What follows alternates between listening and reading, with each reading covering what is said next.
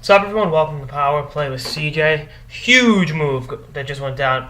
The Florida Panthers reacquiring Roberto Luongo from the Vancouver Canucks.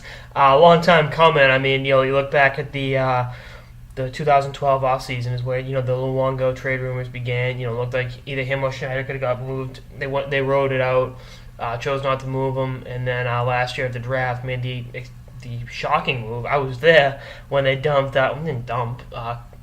the move Corey Schneider for a top 10 pick to the New Jersey Devils, and Schneider's been exceptional this season and is the heir apparent to Martin Brodeur in New Jersey. Now with Luongo, I think this is a sign that the Vancouver Canucks are throwing the towel in, not only in this season, but this, era in their franchise history. Obviously, the Luongo era, which started in 2006 when they made the deal with the Panthers. They made the fleece job with the Panthers, I should say. I think Florida got, 8 games out of Todd Bertuzzi, Brian Allen, and Alex Auld, some bona fide NHL superstars, those two.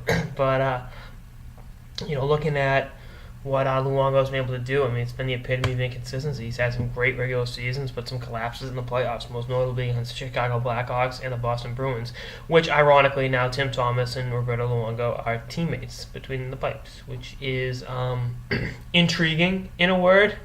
And, you look at the return Vancouver got for him. They got Jacob Markstrom, a tremendous young goalie, who's had his ups and downs throughout the last couple seasons with the Panthers, and been in the AHL. I believe it's just AHL goalie of the month, and I think he's only 23, 24, so there's still plenty of upside with Markstrom.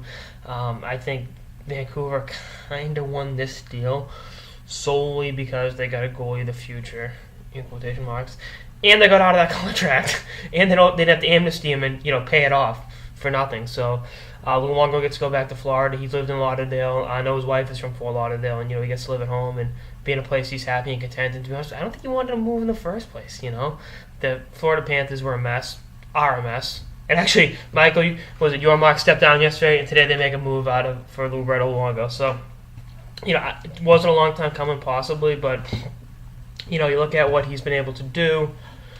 He wants to go back to Florida. Vancouver wants to completely rebuild. You know what? It's a win-win situation. The Panthers are... I don't understand how the Panthers can take on this contract but not be in on free agents like, Zach Parise a couple years ago, or, if they don't go in after Thomas Vanek or Stastny, a guy like that this offseason. What's the point? They acquired a 34-year-old goalie that's overpaid and that's too long of a contract, but they won't go out and get themselves some scoring help, which has been, the Achilles heel of the franchise, since that guy Pavel Bure, the Russian rocket, owned the ice in South Beach. But, again, what do I know? I'm just a YouTuber that talks about hockey. They're the Florida Panthers. They have a tremendous history, the last 14 years. But anyway, that's on this episode of the Power Play with CJ on Roberto Luongo going back to Florida. Stay tuned for more episodes for the season, the trade deadline, and beyond. Later, guys.